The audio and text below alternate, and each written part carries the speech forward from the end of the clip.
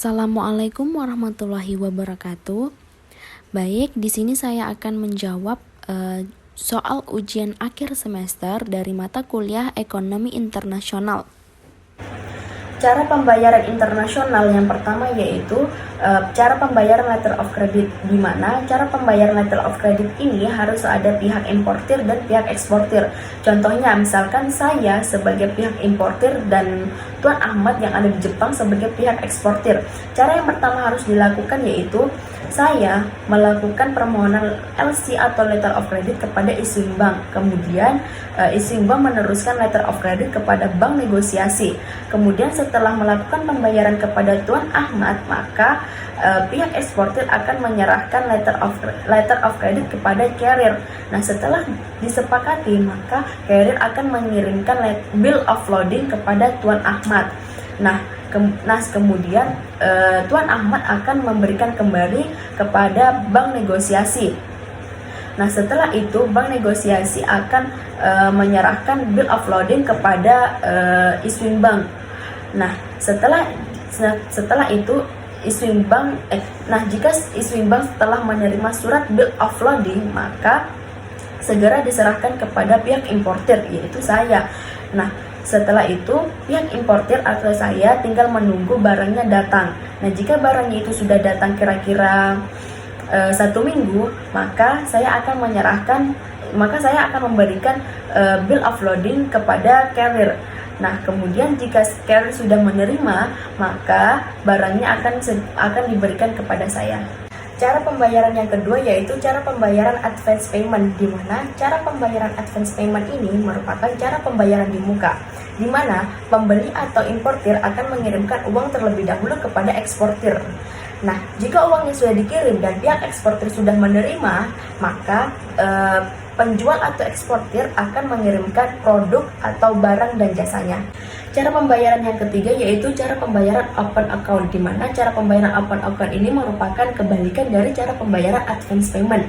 Di sini penjual atau eksportir mengirimkan barangnya terlebih dahulu kepada importir. Nah, jika barangnya sudah sampai, importir atau pembeli ini berhak membayar sesuai dengan jumlah barangnya. Contoh kasusnya seperti sistem pembayaran COD. Selanjutnya cara pembayaran yang keempat yaitu cara pembayaran collection, di mana cara pembayaran ini menggunakan jasa bank dalam melakukan penagihan. Cara pembayaran yang kelima yaitu cara pembayaran konsinyasi, di mana cara pembayaran konsinyasi ini metode pembayarannya ada persamaan pada cara pembayaran collection, di mana penjual atau eksportir mengirimkan barangnya terlebih dahulu. Soal yang kedua, yang pertama trade correction. Terdapat 3 negara yaitu Indonesia, Singapura, dan Eropa.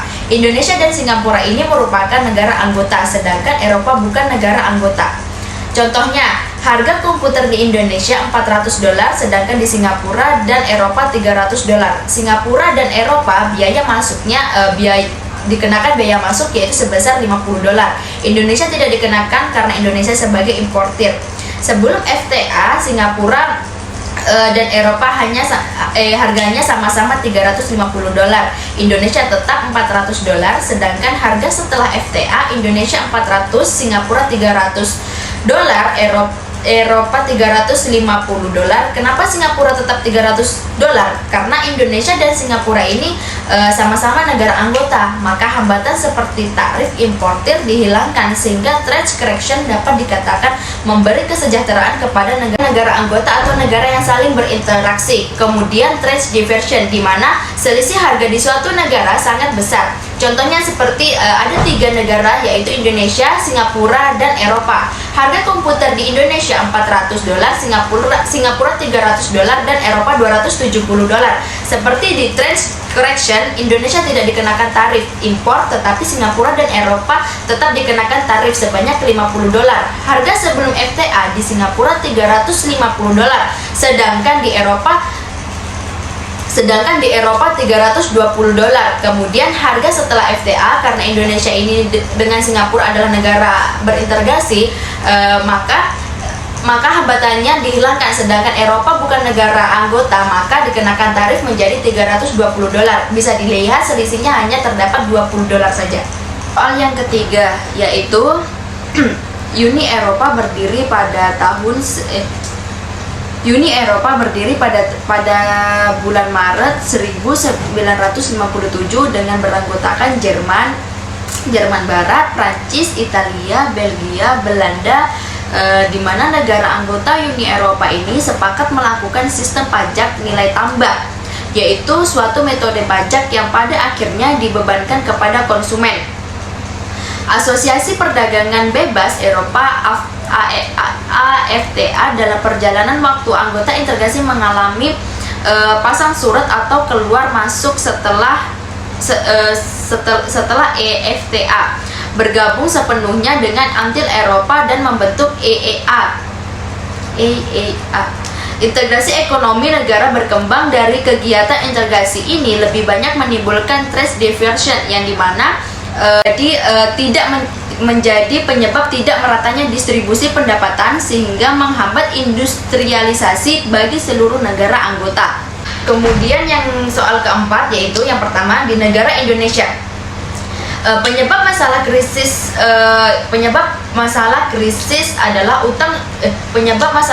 di Indonesia adalah utang luar negeri swasta jangka pendek dan menengah sehingga rupiah mendapat tekanan yang berat karena tidak cukupnya kesediaan devisa untuk membayar pajak dan hutang pinjaman yang jatuh tempo serta sistem perubahan yang lemah. Nah, sekarang di Asia, krisis diawali dengan turunnya nilai baht Thailand pada Juni 1997 sehingga membuat masyarakat kehilangan kepercayaan kepada pemerintah dan perbankan sehingga ekspor terhambat karena kurangnya bahan baku. Nah, sedangkan di Amerika, lambannya lembaga pengawas pengkreditan di Amerika Serikat dalam mengantisipasi bahaya gagal bayar kredit perumahan. Baik, jadi setelah belajar ekonomi internasional di sini saya bisa memahami dan bisa mengerti bagaimana cara pembayaran internasional, tentang negara-negara yang mengalami krisis moneter, dan juga saya paling senang ketika belajar ekonomi internasional ketika Bapak menceritakan atau memotivasi kami termasuk saya untuk bagaimana apa yang akan terjadi dan apa yang akan kita lalui ke depannya. Itu yang membuat saya terinspirasi. Terima kasih. Wassalamualaikum warahmatullahi wabarakatuh.